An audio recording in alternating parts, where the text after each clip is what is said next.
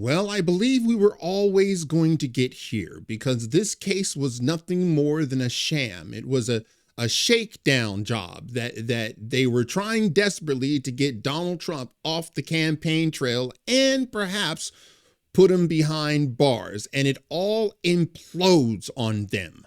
And I am going to show you a video of MSNBC sock puppets trying to justify Michael Cohen admitting he stole from the Trump organization. I'm telling you this because once Donald Trump is reelected, you're going to get way more of this. It's Monday, May 20th, 2024. I'm Stuart Allister.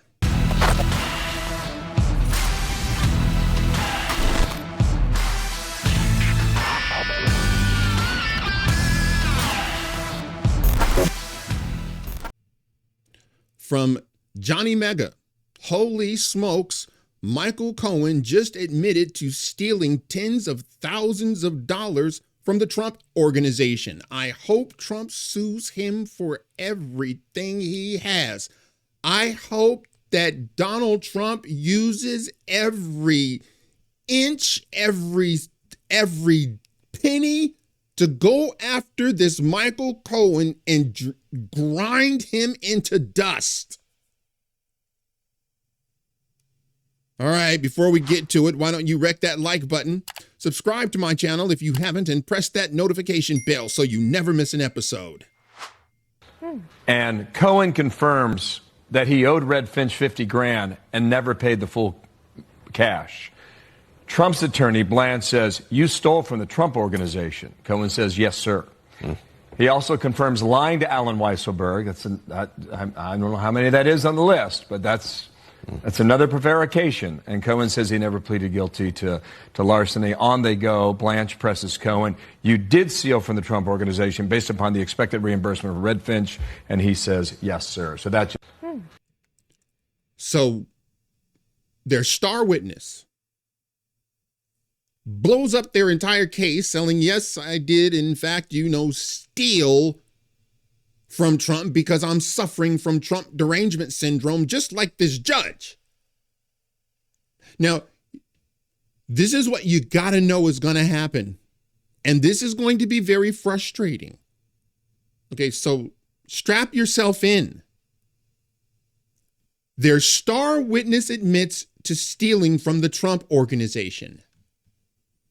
This is how MSNBC puts it. The shocking thing at the end of that cross-examination, and I just can't tell you how stunning it was, because it's the thing that I was waiting for. I saw everything Todd Blanche. I've seen every minute of cross-examination. I've seen every single question he's asked.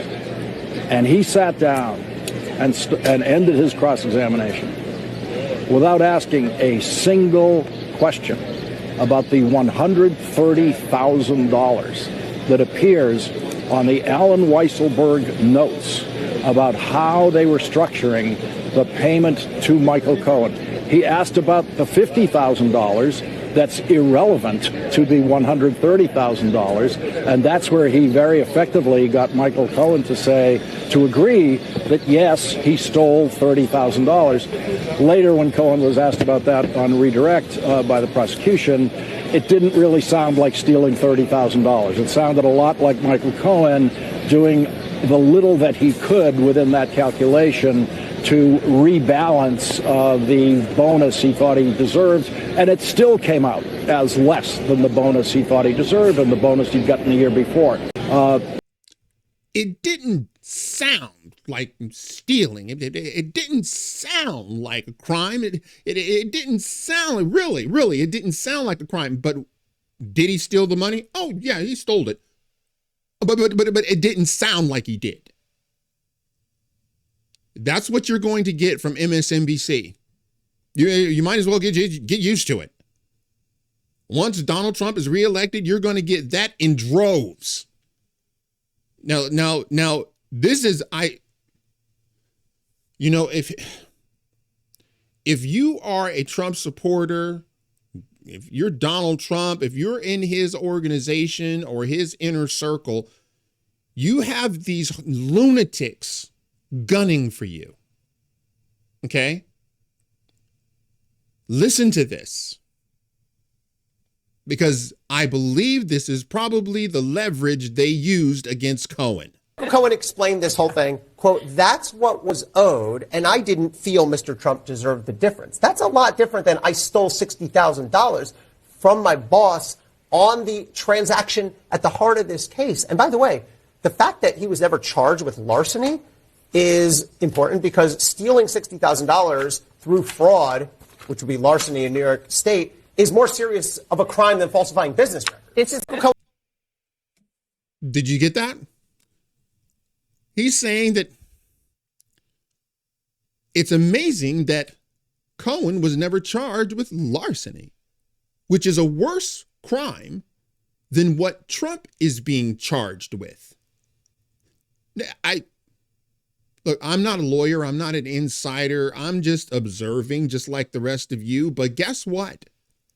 My guess is that's their leverage. That's how they got him up there. They said, hey, man, we got you on larceny.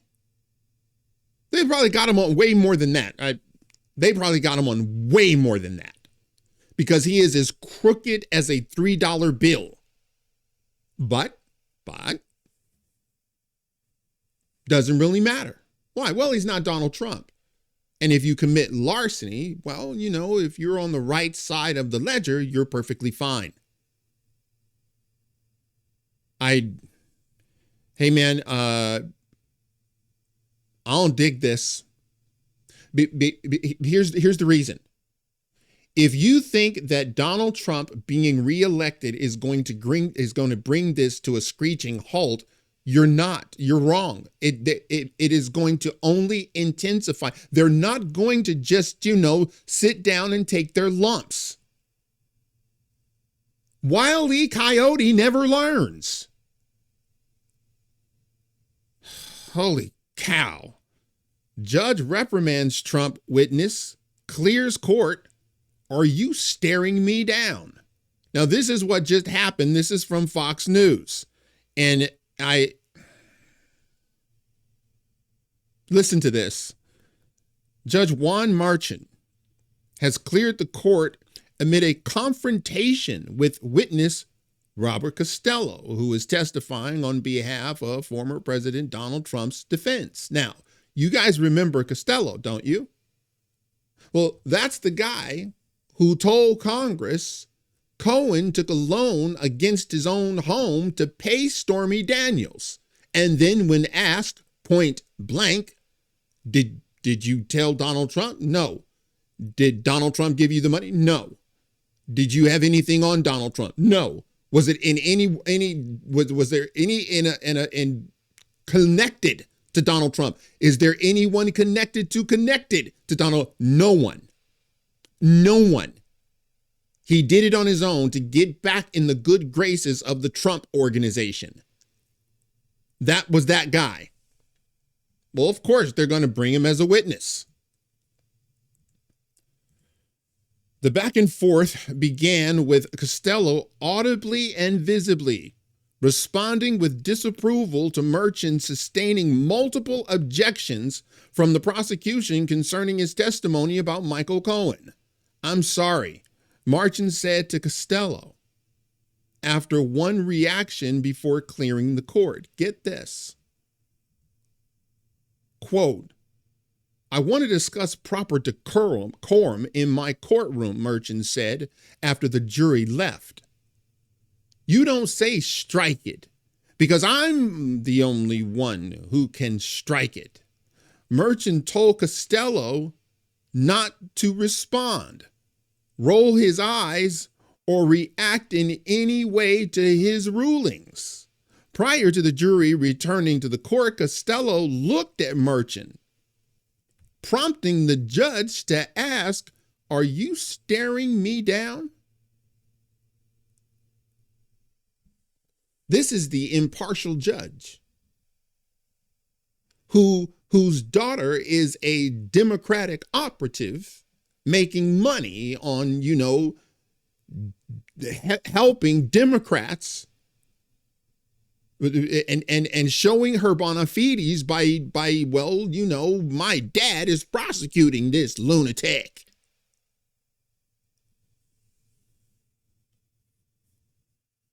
Are you staring me down? You looking at me? You looking at me? This is the impartial judge. And of course, they are going to sustain every objection. And by the way, all they'll have to do is object. He'll sustain it. You can't ask that. Objection, sustained. Hey, is your name? Objection, sustained. Are you? Objection, sustained. The judge is crooked. The whole thing is a sham. So you now have the star witness admitting to stealing that this case has not been dismissed. Shows you where we are. We are a banana republic. It's not conjecture now. It's not hyperbole. We are a banana republic. And I'm going to tell you right now, when Donald Trump is reelected, I want him to go after every last one of these SOBs. I believe that Donald Trump can do 2 or 3 or 4 things at once. He can, at least I hope, he can get our economy back in line. But I want him to go after these people. A judge like this shouldn't be allowed to sit on the bench. There has to be something where you can remove these people. Good God. All right, that's it for now. If you like this video, smash that like button and subscribe. And if you're following me on the green platform, please press that follow button. And until the next time, God bless.